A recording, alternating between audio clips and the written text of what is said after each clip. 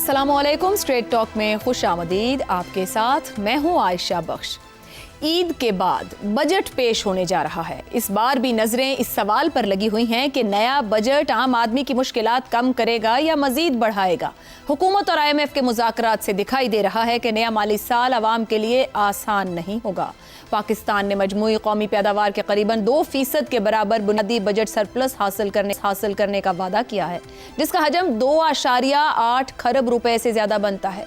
FBR को 15.264 खरब रुपए का टैक्स हदफ दिया गया है, जबकि विफाकी आमदन का मजमूई हदफ 17.145 खरब रुपए है।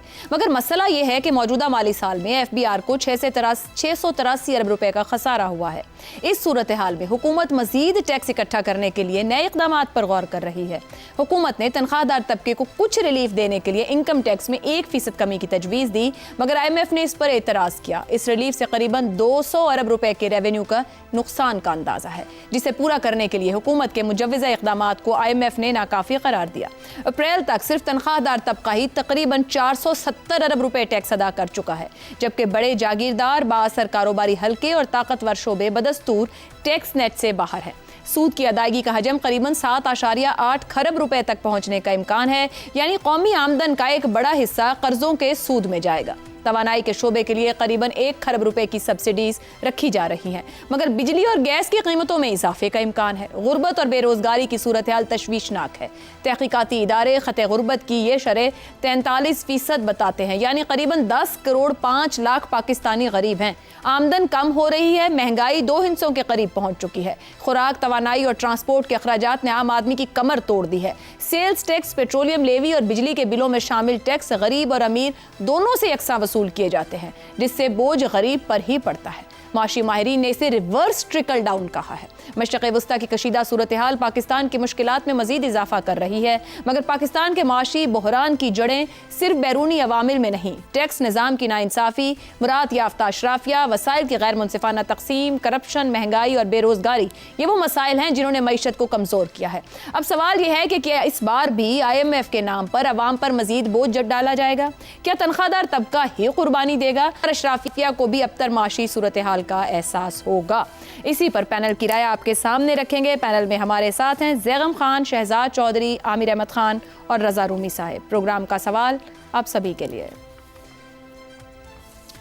IMF शराइत एक और सख्त बजट के लिए हुकूमती जवाज बनने लगी। क्या ईद कुर्बान के बाद अवाम एक और माशी कुर्बानी के लिए तैयार रहें? ज़ैगम साहिब, हम तो अवाम को रिलीफ देना चाहते हैं, मगर IMF नहीं मान रहा। ये जुमला एक मुस्तकिल सियासी ढाल बन चुका है। अवाम तैयारी कर लें। ऐशा, क्या आप अवाम को कुर्बानी का बकरा समझती हैं? अशराफिया और हुकूमत तो यही अवाम हरगिज़ नहीं, बिल्कुल नहीं समझते। ना अवाम कुर्बानी का बकरा है और ना वो समझते हैं। अवाम मटन शाप का बकरा है। कुर्बानी का बकरा साल में एक दफ़ा कटता है। ये कसाई की दुकान है, यहाँ हर रोज़ कटाई होती है, दहाइयों से हो रही है। आप देखिए, सर्द जंग आई, चली गई, ग्लोबलाइजेशन आई, चली गई, यूनिपोलर वर्ल्ड आई, ख़त्म हो गई, मल्टीपोलर वर्ल्ड आ गई। हम हैं और IMF है और कंसोलिडेशन है और अवाम है और हमारे हुक्मरान हैं, हमारे प्यारे प्यारे मालकान हैं, जो कहते हैं कि बस ज़रा थोड़ी सी कुर्बानी दे दो। इस थोड़ी सी कुर्बानी का ज़रा तसव्वुर करें। दुनिया का जाहिल तरीन मुल्क, दुनिया का गैर तालीम याफ्ता तरीन मुल्क, ये हमने कुर्बानी दी है। हमने अपनी तालीम की कुर्बानी दी है। दुनिया का गैर सेहतमंद तरीन मुल्क, ये हमने कुर्बानी दी है, अपनी तालीम की कुर्बानी दी है। दुनिया का सबसे कम तरक्की करने वाले मुल्कों में से एक, ये हमने तरक्की की कुर्बानी दी है। यह है वो कुर्बानियाँ जो हम दे रहे हैं। और हो क्या रहा है, जो हमसे कुर्बानियाँ मांग रहे हैं, क्या उनमें भी कोई कमी आई है? क्या उनकी दौलत में कमी आई है? खुद हुकूमती आदाद व शुमार हर 3 साल बताते हैं कि लो जी, इनके सबके जो माल है वो डबल हो चुका है, असासे डबल हो चुके हैं, इंडस्ट्रीज चल रही। फेल होती हैं तो वो इंडस्ट्रीज फेल होती हैं जो इस मुल्क की हैं, तबाह होते हैं तो वो इदारे तबाह होते हैं जो इस मुल्क के हैं। लेकिन वही लोग जो मुल्क को चलाते हैं, उनके अपने इदारे नहीं तबाह होते। वो दिन दुगनी रात चौगुनी तरक्की करते हैं। 25वां IMF का प्रोग्राम महज इल्ज़ाम IMF पे, प्रोग्राम आपका होता है। IMF की सीधी सी बात है, वो ये बताता है कि भाई हिसाब बराबर करो। ये नहीं हो सकता कि तुम कमाओ कम और खर्चो ज़्यादा और फिर हमारा उधार वापस ना कर सको और दूसरे इदारों का उधार वापस ना कर सको। जितने डॉलर हैं उसमें गुजारा करो, रुपया जितना गिरता है गिर जाए। उसके बाद आपने उसको बताना है कि कैसे आप कितने पैसे निकालेंगे, कितने में गुजारा करेंगे। वो बिल्कुल ये नहीं कहता कि आप फलां से टैक्स लें, फलां से ना लें। वो तो कहता है ट्रेडर से टैक्स लें, वो तो कहता है एग्रीकल्चर से टैक्स लें, वो तो कहता है रिफॉर्म करें, लेकिन करवाना उसका काम नहीं है, क्योंकि वो रिफॉर्म वाला इदारा ही नहीं है। वो सिर्फ हिसाब किताब ठीक करने तो फिर हमारी अशराफिया अपने लिए और अपनों के लिए बजट बनाती है और जो कुछ लेना है वो सब आवाम से लेती है। बिल्कुल, इसमें कोई शक नहीं। इस 4 साल को देख लीजिए, मुझे देखिए ये 4 साल जो मुश्किल से गुजर रही है पाकिस्तान की अवाम और हमारी हुकूमत शबाना रोज मेहनत कर रही है, इस कुर्बानी का क्या सिला मिला, कौन सी रिफॉर्म हो गई? ठीक हो गया। चले एक घर कुर्बानी दे रहा होता है ना, वो घर कुर्बानी दे रहा होता है, वो कहता है मैं बच्चों पे खर्च कर रहा हूं, बच्चों को तालीम दिला रहा हूं, आज से 20 साल बाद मेरे बच्चे मुझसे बेहतर होंगे। दुरुस्त। सर वो अपने बच्चों पे खर्च करते हैं और उनके बच्चे बेहतर हो जाते हैं, उनके कारोबार भी बेहतर हो जाते हैं। आपने ठीक पॉइंट कहा। क्या कल गवर्नेंस बेहतर होगी? कौन सी, मुझे बताइए कौन सी स्ट्रक्चरल रिफॉर्म हुई है कि मुझे ये तसल्ली हो कि कल का दिन बेहतर होगा? दुरुस्त हो गया। इस 4 साल की कोई एक स्ट्रक्चरल रिफॉर्म दिखाते, they have nothing to show. ठीक, सिर्फ IMF के नाम पे बिजनेस एज यूजुअल, ये सब बहाने हैं to run the country on business as usual mode. ठीक हो गया। शहजाद साहब, इस बार IMF की शराइत के साथ मशरक़ वस्ता की सूरत हाल भी एक जवाज बन गया है। क्या हमें वाकई IMF की शराइत से खतरा है या हमारे जो अंदरूनी माशी नाअहली और नाइंसाफियां हैं वो खतरा? अगर हम इतनी शबाना रोज मेहनत कर रहे हैं तो कुछ सहूलत अवाम के लिए भी मांग लें फिर इस IMF के थ्रू अमेरिका से। अच्छा, इससे पहले कि मैं आपके उस सवाल का जवाब दूं, 2 चीजें जो इसकी कॉन्सिक्वेंसेज है ना, जो इसके नताइज हैं, उनकी तरफ मैं आपको आउटराइट पहले डिक्लेयर कर देता हूं। एक तो ये है कि अगले इलेक्शन में या अगले इलेक्शनों में PTI बहुत मजबूत होकर फिर से उभरेगी और उसकी बुनियाद और उसकी वजह ये होगी कि ये जो हुकूमत आज है ये अपने काम में फेल हो गई है, खास तौर पर माशी फील्ड के अंदर। दुरुस्त। ये पहली बात। दूसरी बात, अगर वो नहीं होगा तो फिर आप जिस तरीके से आम आदमी पार्टी में से एक कॉकरोच जनता पार्टी बनी है, इसी तरीके से पाकिस्तान में भी आप एक कॉकरोच पार्टी का ज़हूर देखेंगे। और वो कॉकरोच पार्टी कहाँ पे किस किस कोने में जाएगी, और हो सकता है कि पाकिस्तान वाली कॉकरोच पार्टी ऐसी ही हो जैसे कि श्रीलंका, बांग्लादेश और नेपाल की थी। तो अगर ऐसा हुआ तो फिर तो वाकई में ट्रांसफॉर्मेशन और तब्दीली की गुंजाइश मौजूद है और उसकी तवक्को करनी चाहिए। अभी कहाँ फेल कर रहे हैं? 2 चीजें इन्होंने मान ली हैं। इन्होंने कहा, IMF ने कह दिया ये हम करेंगे। एक जो प्राइमरी डेफिसिट जिसे कहते हैं कि आपके अखराजात और महसूलात, इसके अंदर उन्होंने कैद लगा दी कि आपने इतना एक्स्ट्रा शो करना है कि आपके अखराजात जो हैं वो कम और महसूलात इतने फीसद ज्यादा। आपने खरबों में शायद बात की है, कुछ पता नहीं कितने खरब, 2 समथिंग, जो कि 2000 अरब से ऊपर बनता है।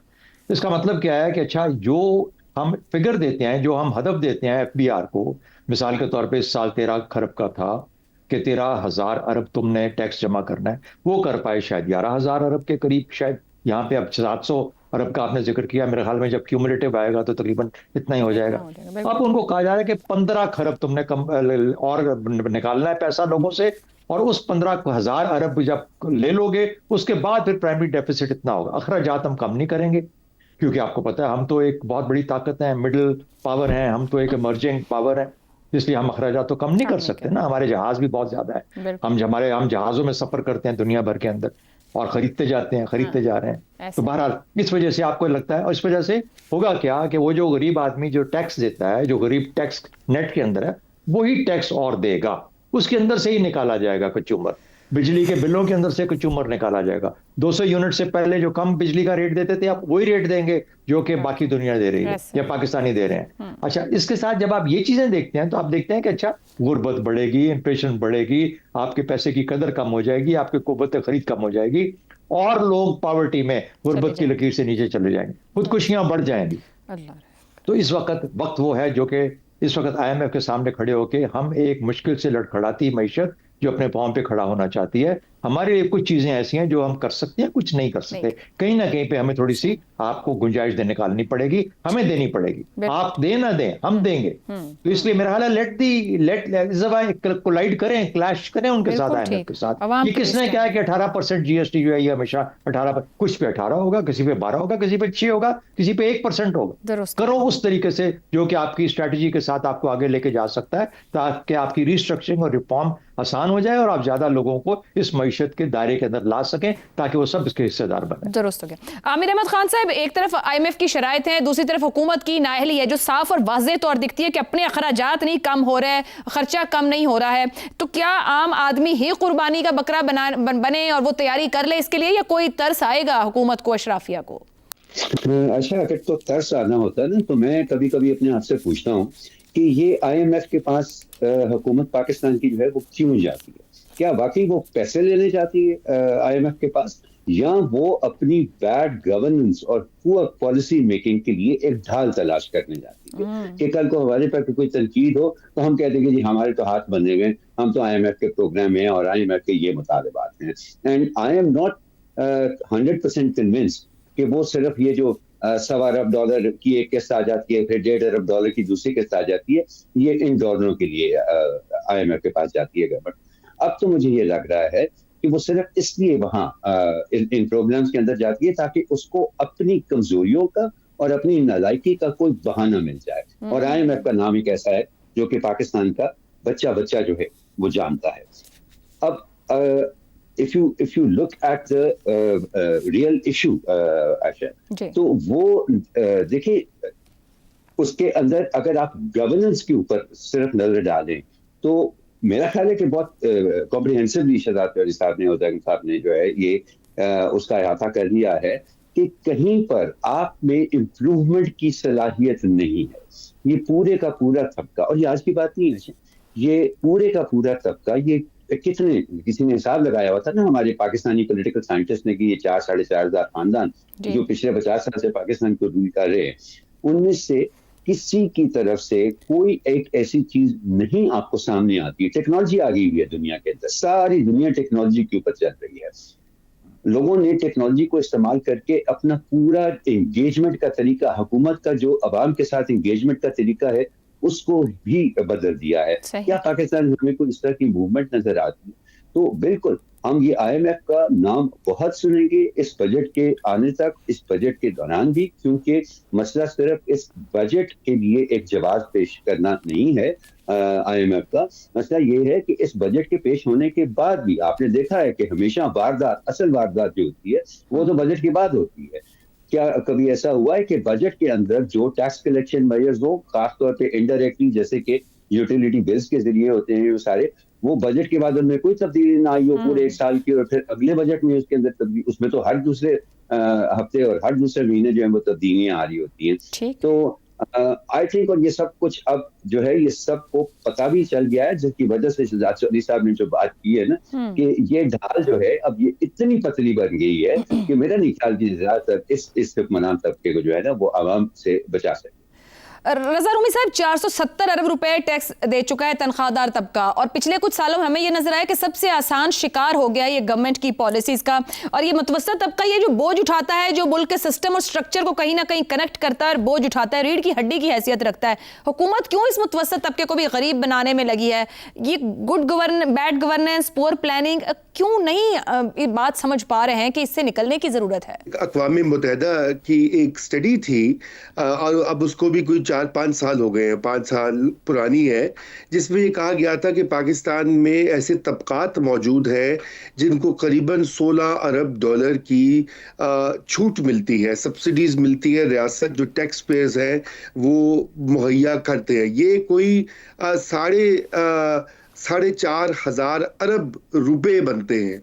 इसमें बहुत सारे ऐसे सेक्टर्स हैं जिनको कि टैक्स का रेट कम मिलता है या टैक्स होता ही नहीं है।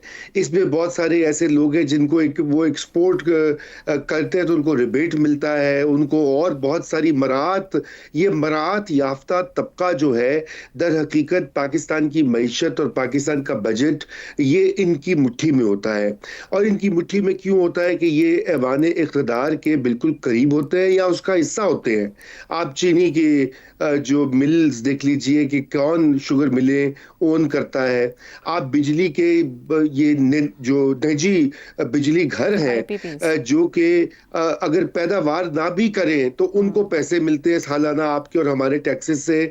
आप उनको देख लीजिए, वो उसमें भी सारे जो रूलिंग क्लास है हमारी बिशमूल तमाम सियासी पार्टीज, उनमें से सबकी ओनरशिप है उसकी। आप इसी तरह सीमेंट को देख लीजिए, आप इसी तरह और सेक्टर्स देख लीजिए। तो जब तक ये इनको टैक्स नेट में लाकर कुछ कुर्बानी नहीं इनसे दिलवाई जाएगी उस वक्त तक मिडिल क्लास और फिक्स्ड इनकम तबकात जो है वो पिसते रहेंगे। और ये पाकिस्तान की कहानी है पिछले कई दहाइयों से, 4-5 दहाइयों से ये मुस्तकिल एक कहानी एक पिटी हुई फिल्म की तरह चले आ रही है। ये तो पाकिस्तानियों को दाद देनी चाहिए कि वो इन तमाम तर नामसाइल हालात के बावजूद और एक जिसे कहना चाहिए नेकेड ये इस तरह की एक्सप्लॉइटेशन के बावजूद वो सड़कों पर निकल कर तो तहबाला नहीं करते इस निज़ाम को।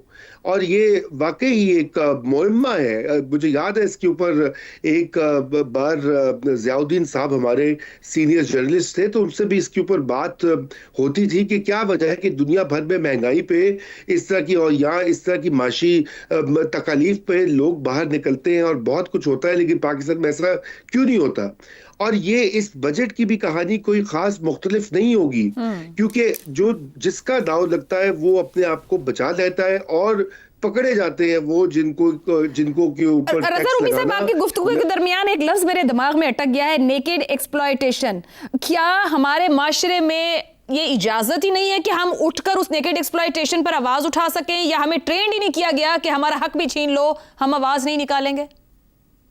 देखिए, दोनों अवामिल कार फरमा है और मेरे ख्याल से एक बहुत बड़ी वजह तो ये भी है कि बहुत से लोग और ख़ुसूसन वो तबकात, देखिए मिडिल क्लास जो होती है वो तो नहीं चाहती कि मुल्क में अफरा तफरी और तबाही फैले, वो एक तरह की स्टेबिलिटी चाहते हैं। मगर ये जो नौजवान नस्ल है अभी जनरेशन जी जिसे कहा जाता है, उसके अज़ाइम और उसकी सोच मुख्तलिफ है और वो देख रहे हैं कि हमारे अड़ोस पड़ोस में क्या हो रहा है। अभी आपने पिछले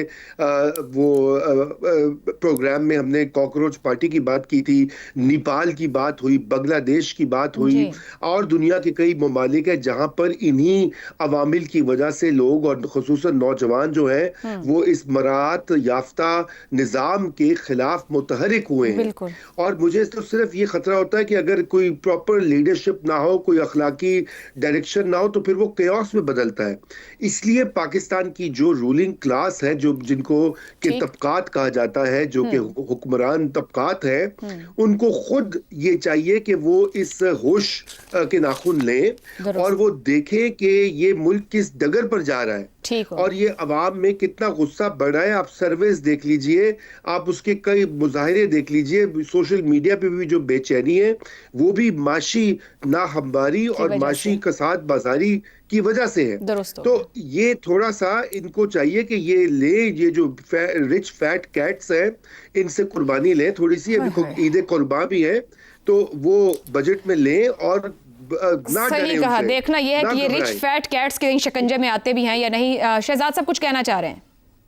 हाँ, आपने पूछा कि हम पाकिस्तानी क्यों इसके बारे में आवाज नहीं उठाते, क्या हो गया हमें कोई मतलब ट्रेन नहीं किया गया, मसला क्या हो गया? देखिए अब्दुल कादिर हसन साहब एक कॉलमिस्ट थे, बहुत जिक्र होता है उनका बहुत जगहों पे। तो वो उनके कुछ अल्फाज हैं, वो कहा करते थे कि पाकिस्तान का जो मुआशरा है 2 हिस्सों में बढ़ चुका है, एक है माल मस्त और एक है हाल मस्त। और ये वो वाला हाल है कि जिस हाल में है उसी में मस्त है। तो जहां पे आप अंदर से उसकी वो जो होती है ना जो ड्राइव वो निकाल दें किसी मुआशरे की और दोनों हालों में लोग मस्त होकर रहना शुरू कर दें कि बस यही हमारा मुकद्दर है, और यही हमारी मुस्तकबिल है, तो फिर उन माशरे में कोई तहरीक कभी पैदा नहीं होगी। दुरुस्त हो गया जी। एक ब्रेक लेने मौजू पे बात करनी है। मुझे लगता है वहां पे भी हमारा हाल कुछ मस्त और मस्तियों वाला ही है। वायरल गवर्नेंस है हमारे यहाँ, जो एक नया मॉडल इंट्रोड्यूस हो रहा है। ये क्या रंग दिखाएगा? क्या वाकई इदारा जाती नाकामी का एतराफ है? इस ब्रेक के बाद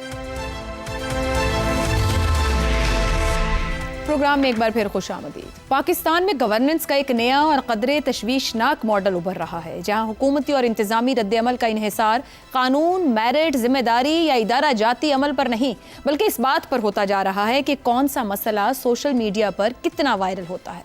अक्सर औकात आम शहरी की फरियाद सरकारी दफातरों में दरखास्तों और एहतजाज के बावजूद सुनी नहीं जाती, मगर जैसे ही कोई इशू वीडियो या ट्रेंड की सूरत में गर्दिश करने लगे तो पूरी रियासती मशीनरी फौरी हरकत में आ जाती है। यही वो रुझान है जिसे वायरल गवर्नेंस कहा जाता है, जहां इंसाफ और सर्विस डिलीवरी हुकूमत और इदारों की जिम्मेदारी नहीं बल्कि एल्गोरिदम की मेहरबानी बन जाती है। अफसरान जो हफ्तों गैर फाल रहते हैं, एक वायरल क्लिप के बाद मुतहर्रिक हो जाते हैं। वुज़रा के बयानात, कमेटियां और इंक्वायरीज शुरू हो जाती हैं। गोया गवर्नेंस पेशगी, मनसूबाबंदी और पॉलिसी की बजाय महज वक्ती रद्द अमल का सिलसिला बन चुकी है। सियासी क़यादत भी इस रुझान से मुतासिर हुए बगैर नहीं रही। सियासतदान कानून साजी या पॉलिसी की गहराई से ज़्यादा इस बात पर तवज्जो देने लगे हैं कि उसका बयान कितनी तेज़ी से और कितना ज़्यादा फैलता है। सोशल मीडिया क्लिप्स, जज्बाती नारे और मुख्तसर बयानिए सियासी हिकमत अमली का मरकज़ बन चुके हैं। इस फजा में संजीदा मुकालमा और तवीलुल मुद्दती पॉलिसी साजी पस मंजर में चली जाती है।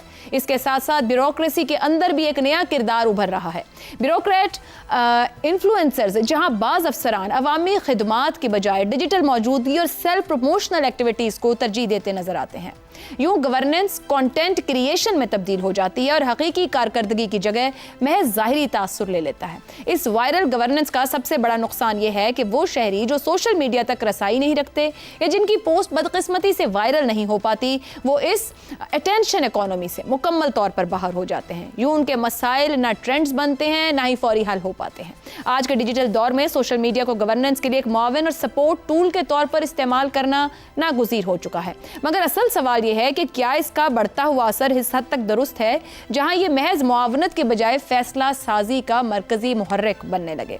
इसी पर पैनल के लिए सवाल है। वायरल होने वाले मसाइल चुटकियों में हल, बाकी जूं के तू। गवर्नेंस कम और कंटेंट क्रिएशन ज्यादा। वायरल गवर्नेंस वाकई मौसर निज़ाम या इदारा जाती नाकामी का इतराफ?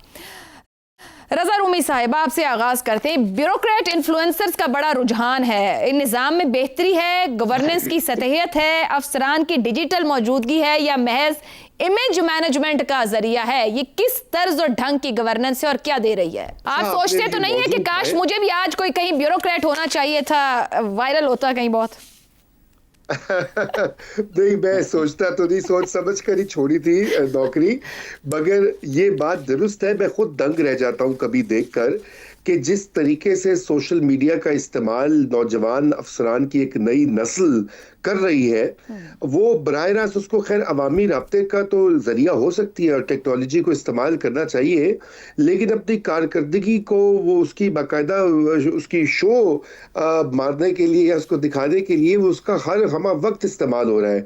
देखिए, मुस्बत पहलू तो बिल्कुल इसमें है कि रसाई बढ़ती है, जवाब फौरन मिल सकता है, शहरियों की शिकायत जो है वो जल्द होनी जाती है, मगर खतरा यही होता है कि हुक्मरानी जो है वो खिदमत से ज्यादा नुमाइशी कारकर्दगी न बच जाए, जहां कैमरे के सामने बस काम दिखाई दे और इदारा जाती इस्लाहात जो है या जो दीगर मसाइल है या वो लोग जिनके पास सोशल मीडिया की एक्सेस है, जैसे आपने कहा, वो पीछे न रह जाएंगे। वायरल गवर्नेंस दरअसल आयशा हमारे निज़ाम हुकूमत का एक नया अंदाज अब दिखाई दे रहा है कि जहां पॉलिसी से ज्यादा दिखावा और फौरी रद्द अमल जो है वो अहम हो गए हैं।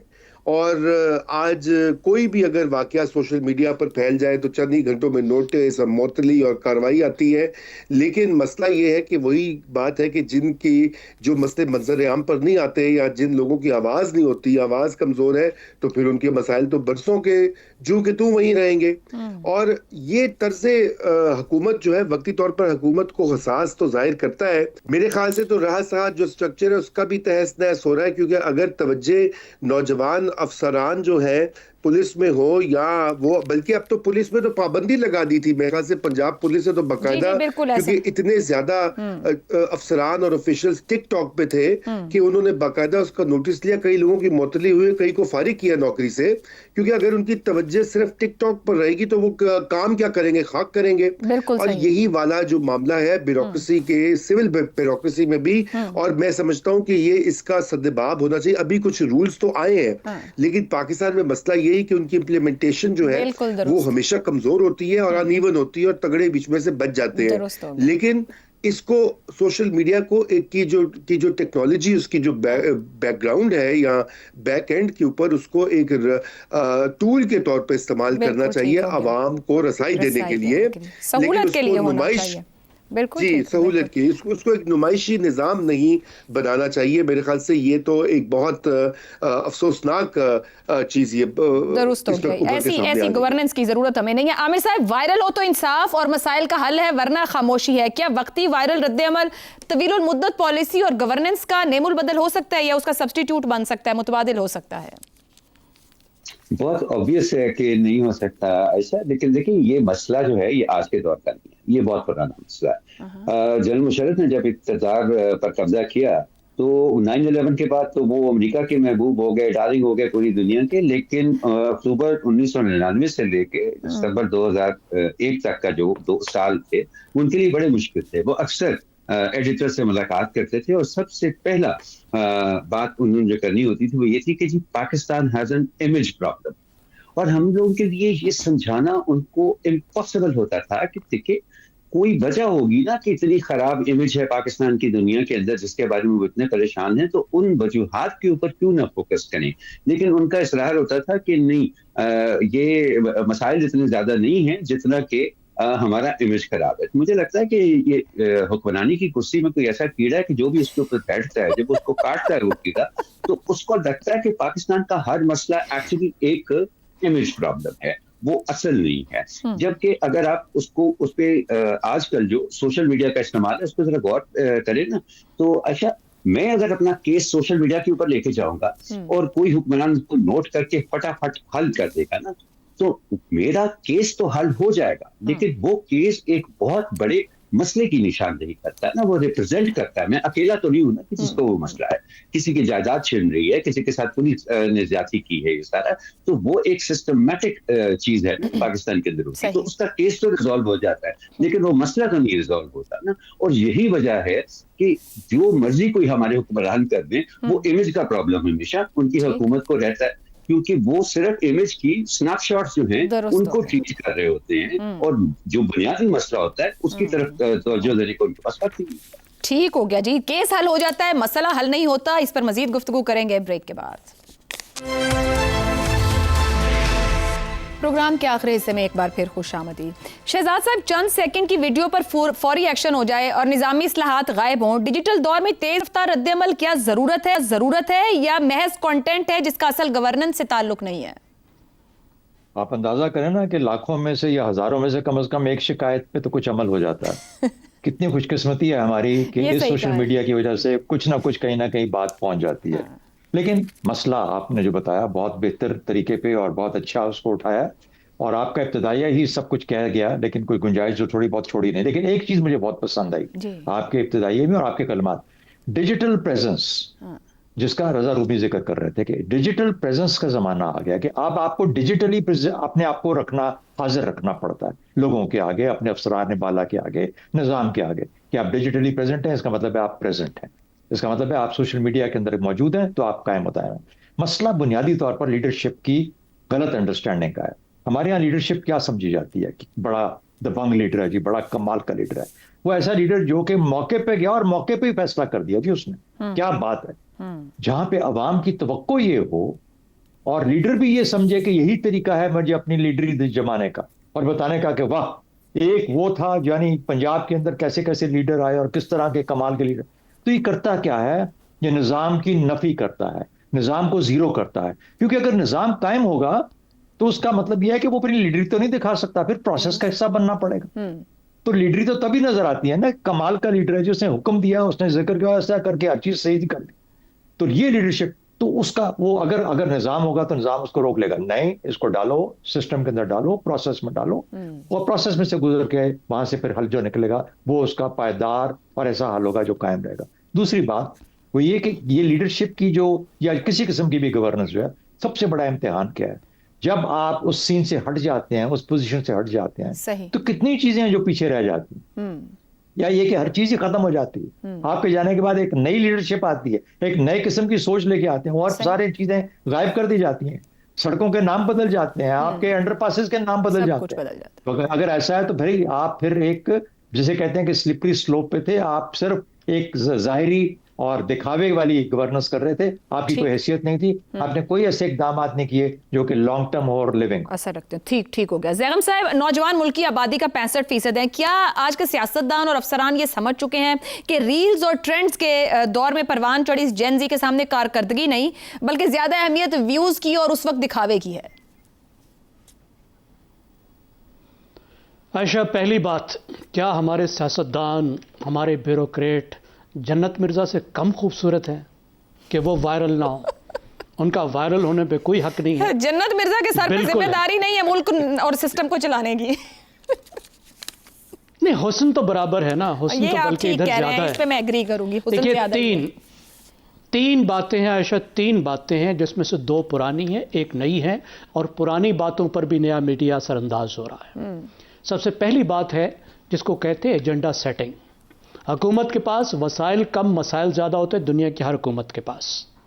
तो वो उस वक्त हरकत में आती है जब उसको कोई धक्का लगाता है, जब कोई डिमांड्स आती हैं। सही। जब पुरानी दुनिया थी तो उसमें सियासत, दूसरी सियासी जमातें, अपोजिशन, प्रोटेस्ट, उसके अलावा मेन स्ट्रीम मीडिया, अखबारात, टेलीविज़न, ये आवाज़ उठाते थे किसी मसले पर तो हुकूमत उस पर काम करती थी। इसको एजेंडा सेटिंग कहते हैं। लेकिन जाहिर ये सब सोच समझ के करते थे। अब मसला आ गया है वायरलिटी का, कि एक पोस्ट वायरल होती है, वही एजेंडा सेट करती है और हुकूमत उसके बाद हरकत में आती है। तो जो इसमें अकल का अमल दखल था, पॉलिसी पर असरअंदाज होने का, वो बहुत कम हो गया है, जिस पे पॉलिसी पे बुरा असर पड़ रहा है। दूसरी बात क्या है, हमारे सियासतदानों का पुराना शौक है जिसको पॉलिसी की लैंग्वेज में कहते हैं सिंबॉलिक रिलीफ, अलामती रिलीफ। कि आप मसला हल नहीं कर सकते तो कोई एक आध ऐसा काम करके दिखा दो कि वाह वाह हो जाए। हेल्थ के निज़ाम तो ठीक नहीं कर सकते, सही, लाखों लोग मर रहे हैं, आपके अस्पतालों में एंटीबायोटिक नहीं है तो एक एयर एम्बुलेंस चला दो, चलो वो कितने लोगों को लेकर चली जाएगी भाई एयर एम्बुलेंस? यहां तो करोड़ों लोगों का मसला है, एक किसी अदाकार पे 1 करोड़ रुपए का इलाज करवा दो, सबका मसला। अरे यार वहां पे 500 बंदों की जिंदगी बच सकती है उन पैसों का। इसको कहते हैं सिंबॉलिक रिलीफ। ठीक तो ये सिंबॉलिक रिलीफ भी अब ज्यादा विजिबल हो गई है डिमांड के हवाले से भी। और तीसरी चीज ये है जो आपने कही, बहुत इंपॉर्टेंट है, कि पूरी गवर्नेंस जो है वो पब्लिक परफॉर्मेंस बन गई है। अब पब्लिक परफॉर्मेंस के लिए कोई मुझे मुनासिब लफ्ज इस्तेमाल जो है वो अदाकारी कह लें, वायरल गवर्नेंस मुकम्मल तौर पर अदाकारी बन चुकी। पब्लिक कि हमने छत पे चढ़ के दिखाना है और तहसीन वसूल करनी है उस काम की जो हमारी जिम्मेदारी है। ठीक हो। और इस पब्लिक परफॉर्मेंस के नतीजे में जिस पर वाह वाह नहीं हो सकती उधर तो फिर नियत ही नहीं आएगी ना। दुरुस्त हो गया। तो यही कह सकते हैं कि सतहियत गवर्नेंस में जो सिर्फ आपको एक डिजिटल अदाकारी पर मजबूर कर रही है मगर कोई तब्दीली माशरे में नहीं लेकर आ रही। प्रोग्राम से इतना ही, इजाजत दीजिए, अल्लाह हाफ़िज़।